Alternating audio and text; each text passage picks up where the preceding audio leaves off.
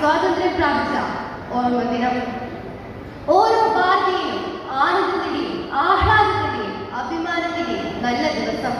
പ്രത്യേകിച്ച് പരിശുദ്ധ അമ്മയുടെ നാമധേയത്തിലുള്ള നമ്മുടെ ഇടവക സമൂഹത്തിന് കൂടുതൽ സന്തോഷമുള്ള ഒരു ദിവസം കൂടിയാണ് ഇന്ന്. എന്നെ കേൾക്കുന്ന എല്ലാ പ്രിയപ്പെട്ടവർക്കും ഈ നല്ല ദിവസത്തിന്റെ പ്രാർത്ഥനകളും മംഗളങ്ങളും ഞാൻ ഹൃദയപൂർവ്വം നേരുന്നു.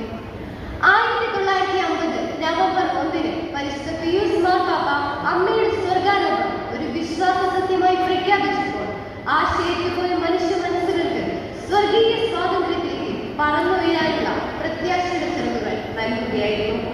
എന്താണ് അമ്മയുടെ സ്വർഗാരോപണം? മറ്റു മനുഷ്യരിൽ നിന്നും വ്യത്യസ്തമായി അമ്മ ആത്മശരീരങ്ങളോടെ സ്വർഗത്തിലേക്ക് എടുക്കപ്പെട്ടു. ഈ സത്യം നമുക്ക് നൽകുന്ന ചിന്ത എന്താണ്? അത് മറ്റൊന്നുമല്ല, നമ്മുടെ എല്ലാം ശരീരങ്ങൾ വിശുദ്ധിയോടെ കാത്തു സൂക്ഷിക്കേണ്ടതിന്റെ ഒരു ഓർമ്മപ്പെടുത്തലാണ്. വിശ്വാസത്തിന്റെ, വിനയത്തിന്റെ, സ്നേഹത്തിന്റെ, ദൈവത്തോടുള്ള സമർപ്പണത്തിന്റെ ഒരു നല്ല ജീവിതമായിരുന്നു അമ്മയുടേത്. അമ്മയെ പോലെ കടന്നു ചെല്ലുന്നിടത്തെല്ലാം സ്വർഗമാക്കി തീർക്കാൻ നമുക്ക് സാധിക്കണം. അപ്പോൾ ദൈവം നമ്മെ ഉയർത്തും. സ്വതന്ത്ര ഭാരതത്തിൽ ജനിച്ചു വളർന്നവരായ നാം ഏവരും ഭൗതിക സ്വാതന്ത്ര്യം അനുഭവിക്കുന്നവരാണ്. നമ്മുടെ മാതൃരാജ്യത്തിന് വേണ്ടി പോരാടിയ ധീര രക്തസാക്ഷിത്വം വരിച്ച ധീരദേശാഭിമാനികളെ സ്മരിക്കുകയും അവർക്ക് വേണ്ടി പ്രാർത്ഥിക്കുകയും ചെയ്യണം.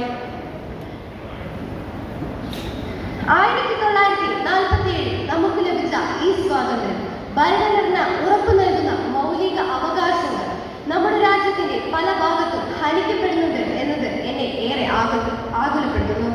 ഈ ആപൽക്കരമായ പോക്കിനെതിരെ പ്രതികരിക്കാനും പ്രാർത്ഥിക്കുവാനും നമുക്ക് കടമയുണ്ട്.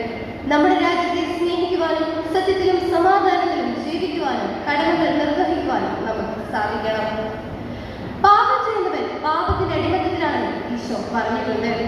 പാപത്തിന്റെ അടിമത്തത്തിൽ നിന്ന് സ്വാതന്ത്ര്യം പ്രാപിച്ച് സത്യവും നീതിയും പാലിച്ച് പരിശുദ്ധ അമ്മയുടെ മാതൃകയനുസരിച്ച് വളർന്നു വരുവാൻ നമ്മെ അനുഗ്രഹിക്കണമെന്ന് അമ്മയോട് നമുക്ക് യാചിക്കാം. ദൈവത്തിന്റെയും രാജ്യത്തിന്റെയും നല്ല മക്കളായി നമുക്ക് ജീവിച്ച് കാണിക്കണം. ഈ ലോക ജീവിതത്തിന്റെ അവസാനം സ്വർഗരാജ്യം പ്രാപിക്കുവാനും സ്വർഗത്തിലേക്ക് നമ്മെ ആനയിക്കുവാൻ പരിശുദ്ധ അമ്മ മധ്യസ്ഥം വഹിക്കട്ടെ എന്ന് നമുക്ക് പ്രാർത്ഥിക്കാം. പുത്രന്റെ വലത്തുഭാഗത്ത് സ്വർഗരാജ്ഞിയായി വാഴുന്ന മറിയം മക്കളായ നമ്മൾ